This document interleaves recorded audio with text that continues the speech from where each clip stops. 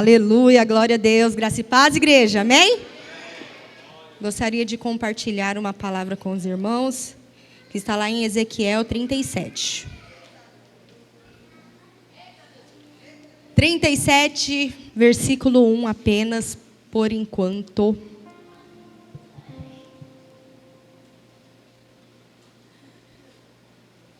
Amém? Glória a Deus.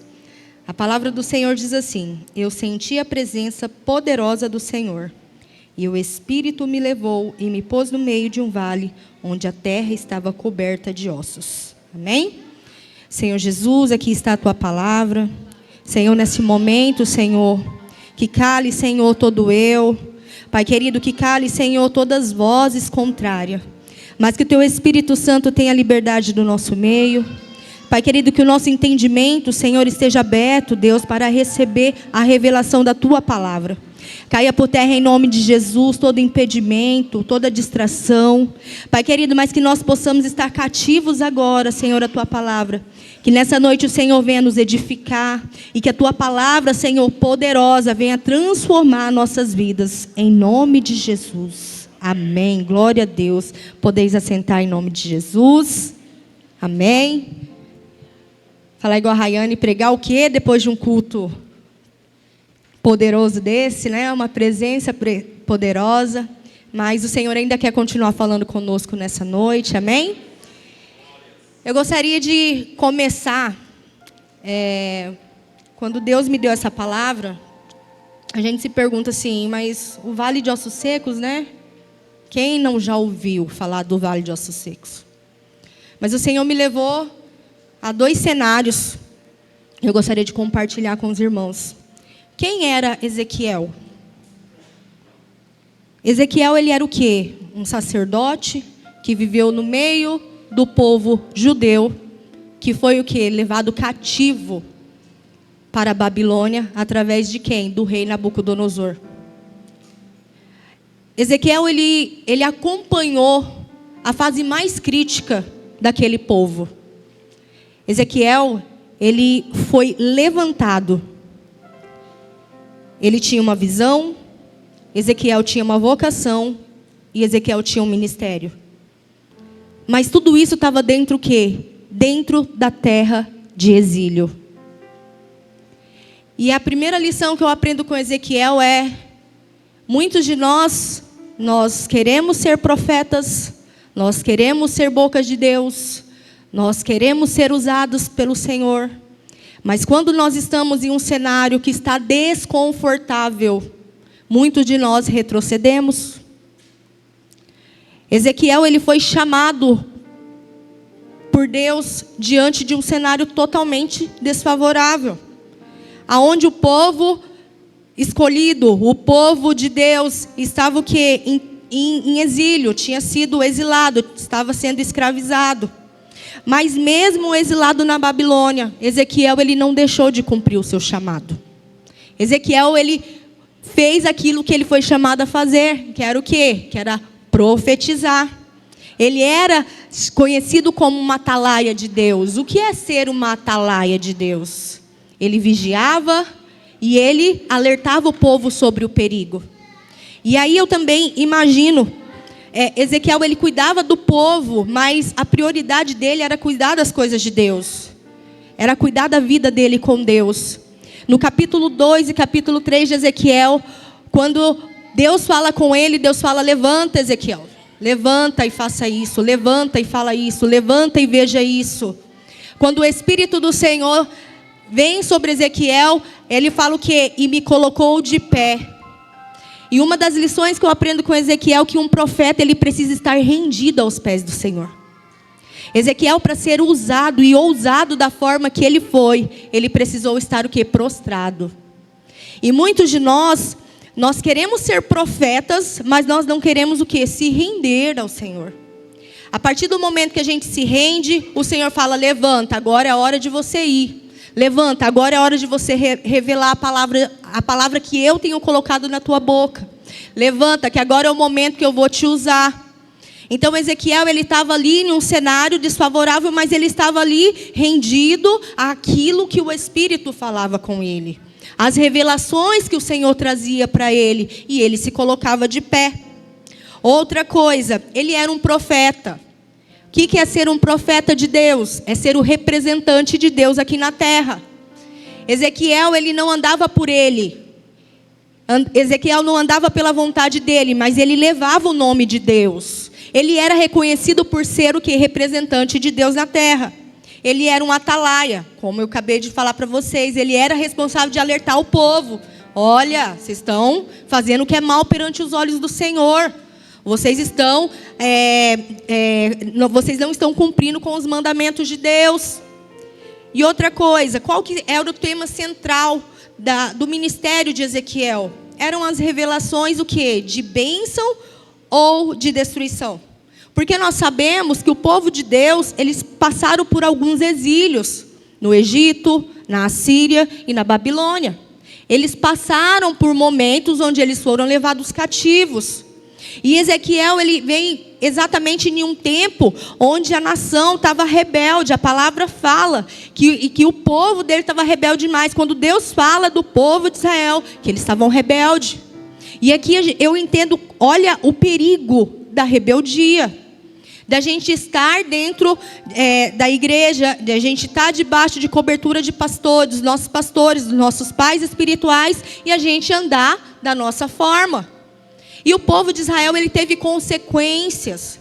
Mesmo tendo um profeta que trazia o que Deus estava revelando e que intercedia pelo povo, o povo de Israel pagou um alto preço pela rebeldia. E Ezequiel, mesmo diante de todo esse cenário, ele permaneceu firme. Qual que era a visão, a situação de Israel, o cenário físico de Israel naquele tempo? Ele era conhecido o quê? Pela rebeldia, pelos pecados de idolatria, de apostasia, estavam longe dos mandamentos do Senhor. Com isso, o que eles atraíram? Um castigo, que fizeram o quê? Que eles fossem exilados. E aí eu trago para mim, tem muitas pessoas aqui no nosso meio que podem falar assim, nossa, mas eu sou desapegado, mas eu sou uma pessoa de raiz, Luz Griele. Eu gosto da minha casa, eu gosto do meu bairro, eu gosto de estar ali, na minha cidade, no meu estado. Por quê? Porque eu sou de raiz. Então, todas as vezes que eu mudei, olha que eu mudei já umas 4 vezes, eu acho. Eu sofro. Porque eu acostumo com a minha casa, eu acostumo com aquele bairro, eu acostumo com aquela cidade. E aí a gente imagina o cenário do povo de Israel, vendo Jerusalém toda destruída. Eu não posso voltar lá porque eu estou sendo escravizado aqui. Olha lá a nossa cidade, olha as nossas casas, olha o nosso patrimônio. Olha a saudade que eu tenho daquele lugar. Só que o povo eles não se arrependiam. Eles tinham saudades, mas eles continuavam nas velhas práticas. E Ezequiel, ele foi chamado, ele foi preparado para advertir esse povo. Qual é o outro cenário físico de Israel? Eles estavam prisioneiros de uma nação estrangeira, oravam pedindo a vingança, mas não pedindo o quê? A redenção. Eles não conseguiam olhar para eles e falar assim, nós estamos aqui porque nós nos rebelamos contra o Senhor. Nós estamos aqui porque nós pecamos contra o nosso Deus. Eles não conseguiam olhar. E o cenário espiritual de Israel era o quê? Morte, destruição. Era um momento que eles olhavam e não tinham esperança. Estava longe dos caminhos do Senhor. E esse povo, eles pagaram um alto preço. Até que o Senhor dá uma visão para Ezequiel. E aí, nessa visão, o Senhor leva ele para onde? Para o vale de ossos secos. Agora nós vamos continuar a nossa leitura. 37, versículo 2. Se os irmãos quiserem acompanhar. Ele me levou para dar uma volta por todos os lugares do vale. E eu pude ver que havia muitos ossos. Muitos mesmo. E estavam completamente secos. Então o Senhor me disse: homem mortal, será que esses ossos podem ter vida de novo? Eu respondi: Senhor, meu Deus, só tu sabes se podes ou não. Ele disse: profetize para esses ossos. Diga a esses ossos secos que deem atenção à mensagem do Senhor. Diga que eu, o Senhor Deus, estou lhe dizendo isto. Eu porei respiração dentro de vocês e os farei viver de novo. Eu lhes darei tendões e músculos e os cobrirei de pele. Porei respiração dentro de vocês e o fareis viver. Então profetizei conforme a ordem, o que havia recebido. Enquanto eu falava, houve um barulho. Eram os ossos se ajuntando com os outros, cada um no seu próprio lugar. Enquanto eu olhava, os ossos se cobriram de tendões e os músculos depois de pele. Porém, não havia respiração nos corpos. Então o Senhor me disse: homem mortal, profetize para o vento. Diga que o Senhor está te mandando que ele venha de todas as direções soprar sobre esses corpos mortos, a fim de que vivam de novo. Então profetizei conforme o que eu havia recebido. A respiração entrou nos corpos e eles viveram de novo e ficaram de pé. Havia tanta gente que dava para formar um exército enorme. O Senhor me disse: homem mortal, o povo de Israel é como esses ossos. Dizem que estão secos, sem esperança e sem futuro. Por isso profetizei para o meu povo de Israel. E diga-lhes que eu, o Senhor Deus, abrirei as sepulturas deles e o tirarei para fora. E os levarei de volta para a terra de Israel. E eu vou abrir o túmulo de onde o meu povo está sepultado e vou tirá-lo para fora. E aí ficarão sabendo que eu sou o Senhor. Porei a minha respiração neles e os farei viver novamente e os deixarei morar na sua própria terra. Aí ficarão sabendo que eu sou o Senhor. Prometi que faria isso e o farei. Eu, o Senhor, falei. Aleluia! Que forte! Diante de tudo que Israel fez, Deus ainda levanta o profeta Ezequiel e fala: não, agora... profeta, vem aqui, que eu vou restaurar a minha casa, o meu povo. E eu vou te usar. Até hoje você foi usado para falar, né, do castigo, do que ia acontecer em Jerusalém. Mas hoje, profeta, eu vou te usar para você profetizar a vida aonde não tem mais. E chegou aquele momento onde Ezequiel, ele fala assim: Senhor, tu sabes. Quando ele se depara com aquela visão, a primeira coisa que Ezequiel fala o quê? São muitos. São muitos. Ele olha a quantidade. Ele chega diante da situação e fala: são muitos. Depois ele olha e fala assim: são muito secos. Depois ele vê como é que estão, qual é o estado que estava aqueles ossos. Ele fala: não, está seco demais. Deus disse o quê? Profetiza sobre a palavra que eu estou falando. Muitas vezes o nosso problema é o quê? Que a gente quer profetizar aquilo que a gente quer. Aí a gente olha, o salário veio pouco esse mês, eu falo: esse salário não dá para nada. Eu olho, vejo uma enfermidade, eu falo: a minha dor, a minha isso, a minha aquilo. E aí, eu, em vez de ser profeta para profetizar aquilo que o Senhor está dizendo, porque Ezequiel só profetizava aquilo que o Senhor revelava para ele, eu começo a profetizar aquilo que eu acho, aquilo que os meus olhos veem, a minha boca fala. Mas o segredo aqui foi Ezequiel profetizar aquilo que o Senhor falou, a palavra de Deus. E nessa noite nós vamos aprender a profetizar a palavra de Deus. Essa noite nós vamos trocar dos nossos lábios as palavras de morte que está saindo contra as nossas vidas, contra a vida da nossa família, da nossa vida financeira. E o Senhor, ele disse o quê? Fala para os ossos. Assim diz o Senhor. Em seguida, houve um barulho, houve um movimento. A partir do momento que você começar a profetizar aquilo que Deus falou para você, aquilo que a palavra está dizendo, você espera que vai haver o quê? Movimento. A partir daquele momento que você profetizar o que Deus está te mandando, o que a palavra está te mandando, vai haver movimento. e espera que você vai ouvir um movimento. Talvez você não vai entender, mas é um ruído de ossos com ossos, é um ruído de vida. Mas a palavra diz o quê? Que assim que houve aquele ruído, os ossos se juntaram, mas não tinha vida. E muitas vezes Deus coloca uma porta diante de você, aí você fala assim, mas será que é minha mesmo? Mas será que é para mim mesmo? O Senhor está falando, eu vou soprar a vida, eu vou abrir essa porta, eu vou dar a resposta que você precisa. E esse é o momento que a gente tem que entender o que o Espírito está falando conosco. E aí, o que acontece? Eu e você, nós somos chamados o quê? Para mudar cenários.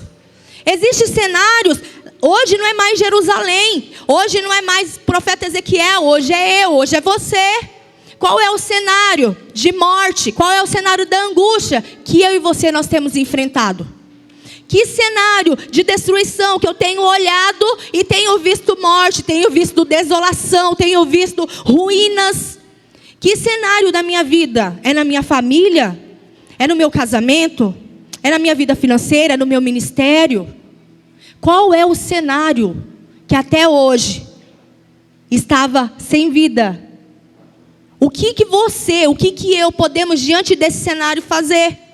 Não sei qual é o cenário. Talvez você seja exatamente como estava Israel. Mas hoje o Senhor vai colocar palavras proféticas na nossa boca. E hoje o Senhor vai mudar os cenários. Sobre a enfermidade, a palavra do Senhor diz o quê? Que o Senhor Jesus já levou na cruz todas as nossas dores e as nossas enfermidades. E o castigo que nos traz a paz estava sobre ele. Pelas suas pisaduras fomos sarados. A partir do momento que a enfermidade bater na tua porta, você vai dizer: o Senhor Jesus já levou na cruz todas as minhas dores e as minhas enfermidades. A gente vai estar orando o que a palavra está dizendo. Se eu estou com um problema na minha família, o que a palavra diz? Que eu e a minha casa serviremos ao Senhor. Pai querido, eu não aceito o diabo entrar na minha família, eu não aceito o espírito de confusão na minha casa. Senhor, eu não aceito essa desunião aqui. Pai querido, aqui nós somos um corpo só. A tua palavra diz que eu e a minha casa serviremos ao Senhor. Outra coisa, se você sofreu alguma injustiça, o que a palavra fala? Que o Senhor é o nosso justo juiz. Entrega ao Senhor todas essas causas, entrega na cruz do Calvário. O Senhor faz justiça por mim e por você. A palavra diz, e todo aquele momento que vier um sentimento que você quer orar por vingança, você vai falar: Senhor, o Senhor é o meu juiz. Eu não vou colocar a minha mão nessa situação, mas o Senhor é o nosso juiz. Outra coisa, se tem um cenário de morte, o que eu vou dizer? Jesus fala que Ele é o caminho, Ele é a verdade e Ele é a vida. Em Jesus, toda morte, ela cai por terra, porque Jesus é a vida.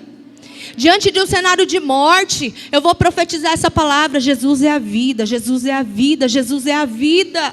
E eu tenho que trazer essas palavras de volta para o meu cenário. Por quê? Porque isso vai trazer a restauração. É isso que vai trazer o quê? O avivamento.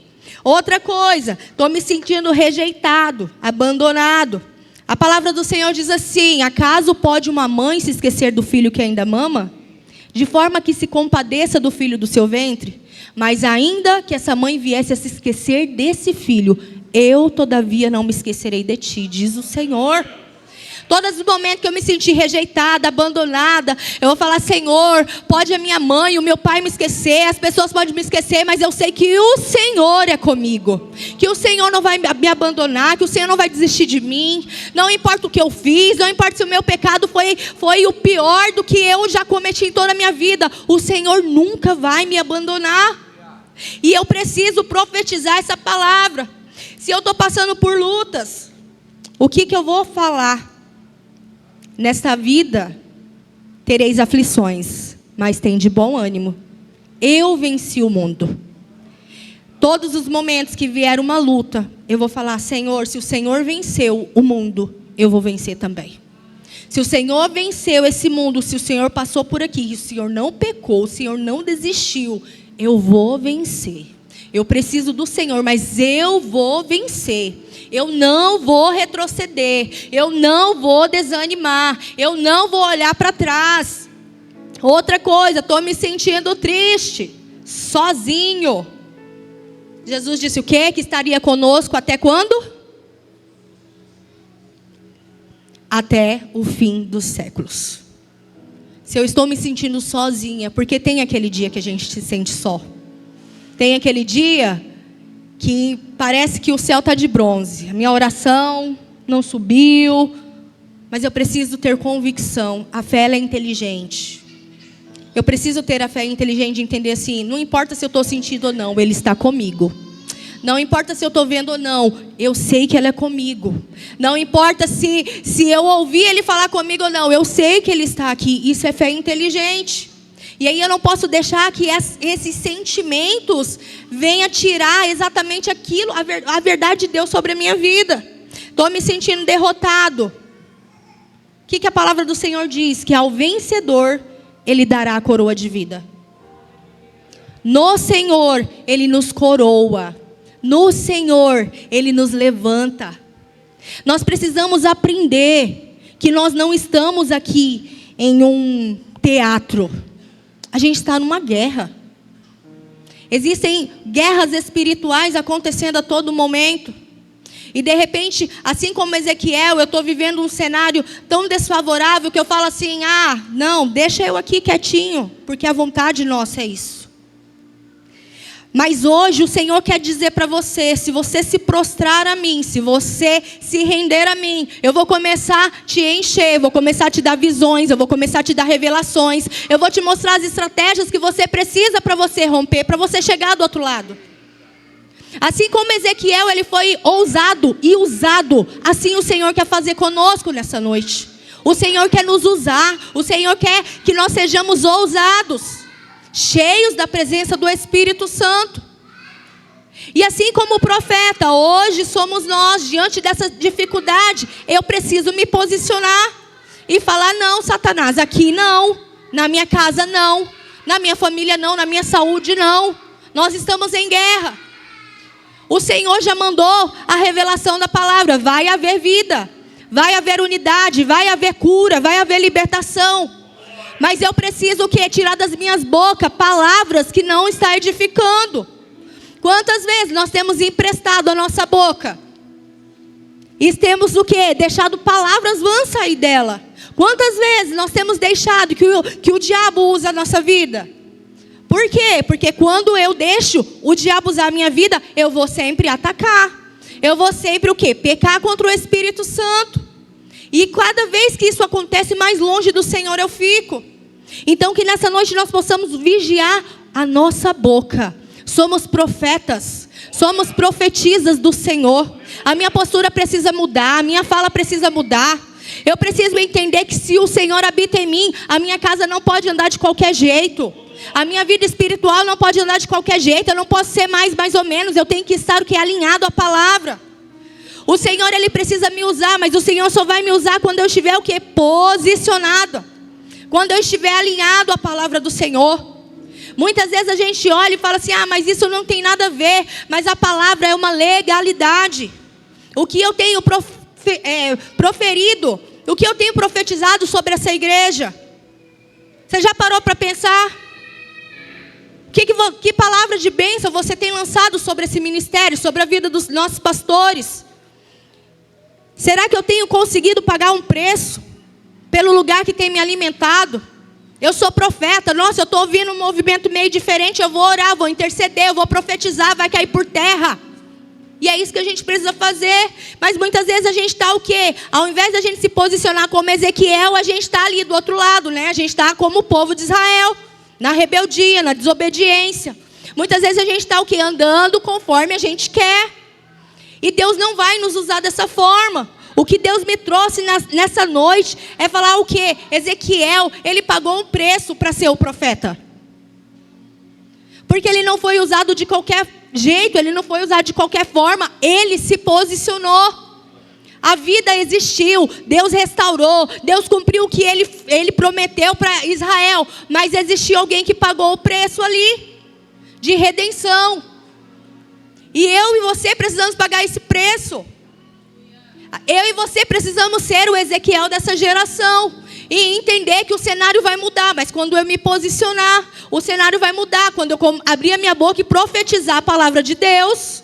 E parar de profetizar a realidade. Ah, mas então, esse dinheiro não dá mesmo. Ah, mas está faltando mesmo. Mas as coisas estão caras mesmo. Mas a gente nunca consegue mesmo. Porque está difícil mesmo. Porque o Brasil isso. Porque eu tenho que... Ou seja, a gente tem que mudar esse pensamento. O Senhor é Deus para cumprir o que Ele prometeu. Se Deus prometeu que haverá restauração, vai haver restauração. Se o Senhor prometeu que vai ter cura, vai haver cura. Por que muitas vezes a gente deixa a ansiedade bater? Porque a minha realidade ela é tão real, mas não é a verdade de Deus. A minha realidade não é a verdade de Deus. A verdade de Deus é o que a palavra está falando. E eu vou andar na contramão. Eu vou andar na contramão, eu não quero pagar o preço. Eu não quero pagar o preço da desobediência, eu não quero pagar o preço da rebeldia. Eu quero realmente que a palavra de Deus se cumpra na minha vida, no meu chamado. Eu quero ser ousada pelo Senhor. Eu vou me posicionar a partir de hoje. Eu vou começar a profetizar, eu vou começar a falar: diabo, se você não sair da minha frente, eu vou te atropelar, porque você não vai mais me parar. A gente tem que começar a andar de fé em fé. A palavra é viva. A palavra não é uma poesia que a gente lê, ai que lindo, ela é poder. Quantas vezes nós temos passado por situações porque a gente deixa de profetizar a palavra de Deus? Por que muitas vezes a gente passa por perrengue? Por quê? Porque eu não profetizo a palavra. Eu quero acreditar muito mais naquilo que eu estou vendo do que aquilo que a palavra está dizendo ao meu respeito. E a gente precisa aprender a poder na nossa boca, a poder nas palavras que saem da nossa boca, a poder na oração do crente, a poder na intercessão, como aqui a Rayane deu testemunho, a poder na unidade da oração. A gente precisa entender que a igreja não pode ser passiva. As coisas estão acontecendo e a igreja está ali aceitando. Não, nós vamos se levantar, assim como aquele exército de ossos que recebeu o comando do Senhor, que ouviu a voz do Senhor e começou a se juntar. Aqueles ossos começaram a se juntar. Assim o Senhor vai fazer conosco nessa noite. Ele vai nos levantar, Ele vai colocar a carne, Ele vai começar a juntar os nervos, Ele vai soprar vida e nós vamos sair daqui revividas pela glória do Senhor. Eu creio em nome de Jesus. Essa é uma noite que o Senhor, Ele vai restabelecer, Ele vai restaurar aquilo que o diabo te levou. Sabe aquele momento que você fala: Senhor, eu já fui tão ousado na Tua presença, o Senhor já me usou tanto. Senhor, o que está acontecendo? Mas hoje o Senhor fala para você: hoje eu vou te levantar. Aleluia. É hoje que o Senhor vai te levantar. É hoje que essa enfermidade vai bater em retirada em nome de Jesus. É hoje que essa enfermidade não tem mais poder sobre a sua vida. Se você acreditar na palavra do Senhor, você sai daqui curado. A sua finança sai daqui sarada. Os seus filhos saem daqui libertos. O seu casamento sai daqui restaurado. Só depende de você, só depende de mim. A palavra do Senhor, ela nos garante. Aqui o Senhor fala: prometi que faria isso e o farei. Eu, o Senhor, falei. Quem está falando é o Senhor, não sou eu. Quem está te dando essa palavra é o Senhor, não sou eu. Que você nessa noite entenda que Deus quer fazer algo com você, aquilo que homem nenhum pode fazer na sua vida. Ele vai te levar em dimensões tão profundas que você não vai entender o que está acontecendo. Mas é restauração. É noite de Deus restaurar tudo aquilo que foi destruído. Não importa o tamanho do seu pecado, o Senhor vai te restaurar. E você vai se tornar o quê? Um profeta. Um profeta de Deus. Você vai se tornar uma profetisa do Senhor.